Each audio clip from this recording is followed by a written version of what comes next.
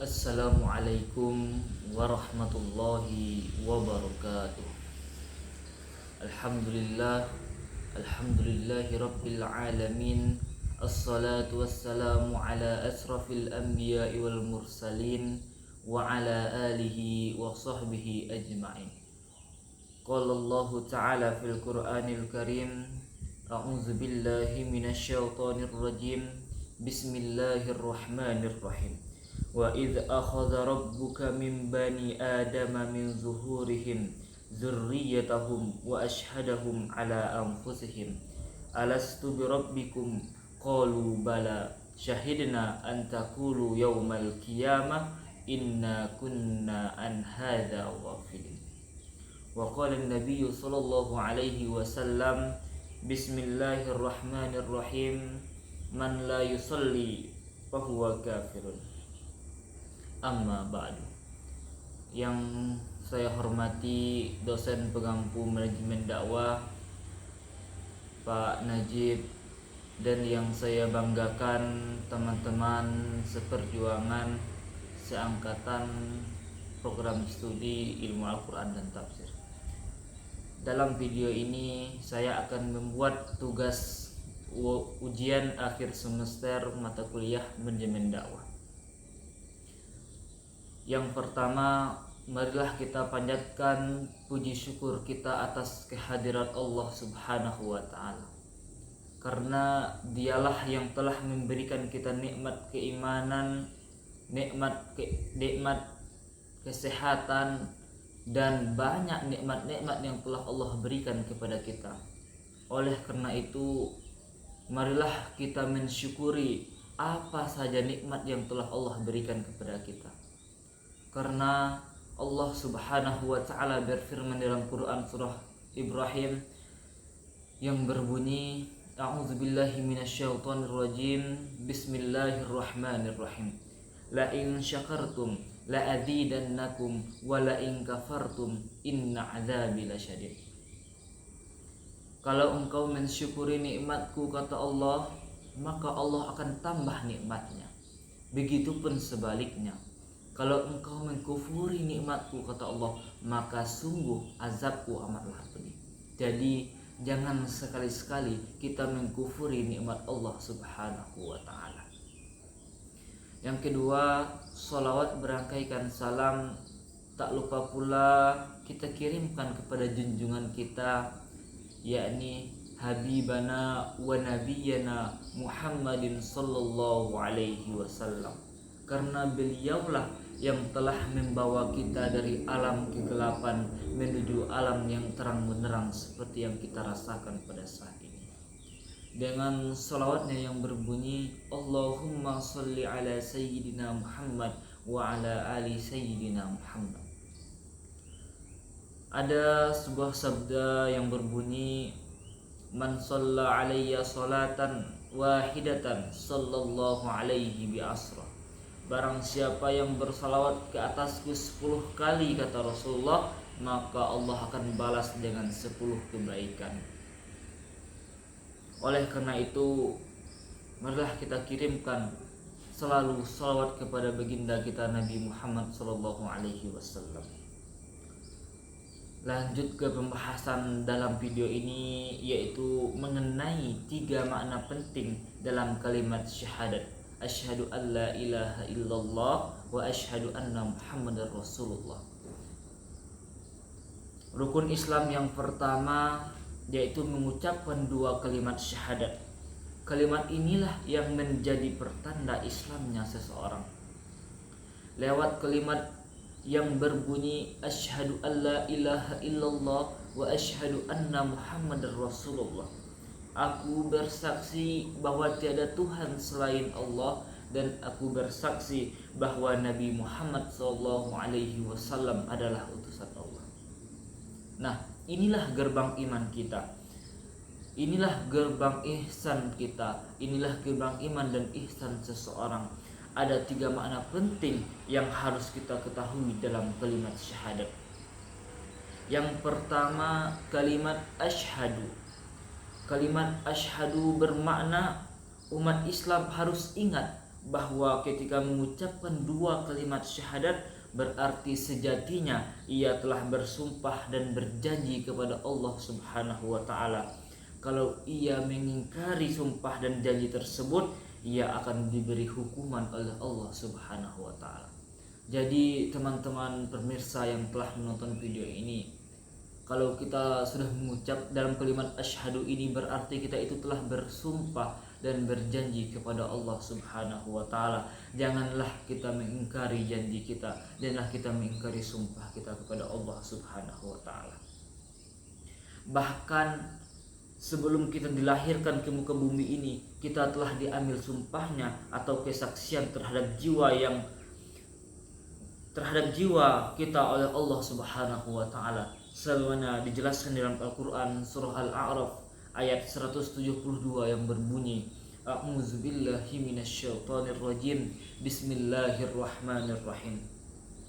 Wa idz akhadha rabbuka min bani adama min zuhurihim dzurriyyatahum wa ashhadahum ala anfusihim alastu birabbikum qalu bala syahidna an taqulu yaumal qiyamati inna kunna an hadza ghafilin.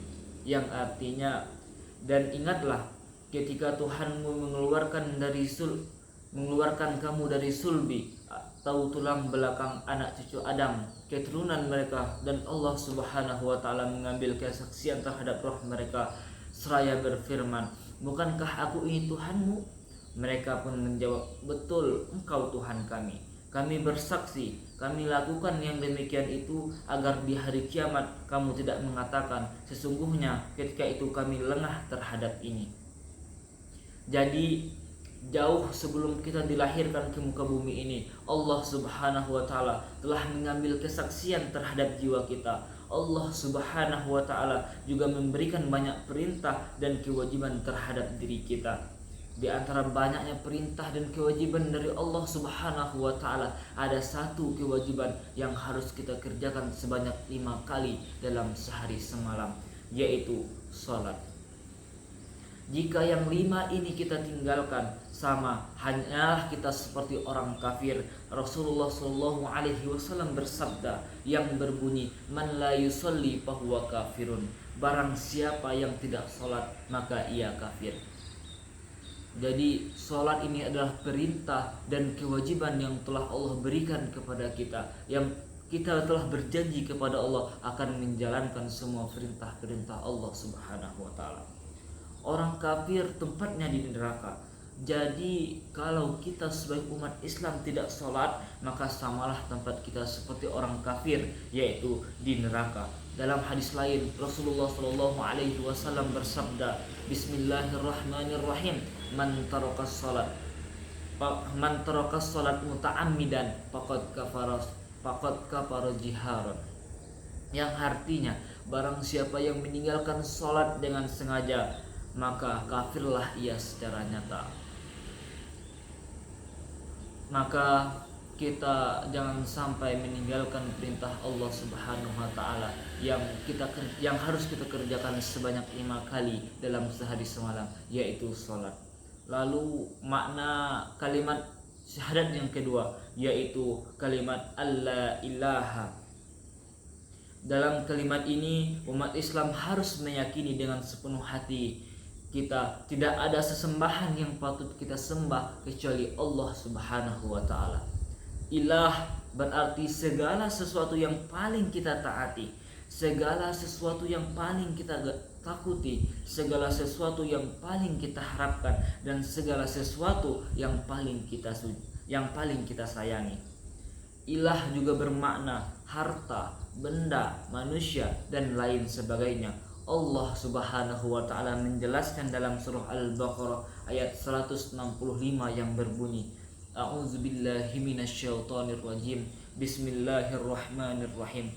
Wa minan nasi may yattakhizu min dunillahi andad yuhibbunahum ka hubbillah walladzina amanu ashaddu hubban lillah walau yaral ladzina zalamu idz yarawnal adzab annal quwwata lillahi jami' wa annallaha syadidul azab. Yang artinya, Dan di antara manusia ada orang yang menyembah Tuhan selain Allah sebagai tandingan yang mereka cintai seperti mencintai Allah Subhanahu wa taala. Adapun orang-orang yang beriman sangat besar cintanya kepada Allah Subhanahu wa taala. Sekiranya orang-orang yang berbuat zalim itu melihat ketika mereka melihat azab pada hari kiamat bahwa kekuatan itu semuanya hanya milik Allah Subhanahu wa taala dan bahwa Allah Subhanahu wa taala sangat berat azabnya, niscaya mereka akan menyesal. Jadi teman-teman, berdasarkan ayat di atas bisa dimaknai jika ada di dunia ini manusia yang mementingkan harta di atas segala-galanya tanpa mereka sadari harta tersebut telah menjadi Tuhannya. Jika ada manusia yang mementingkan hawa nafsu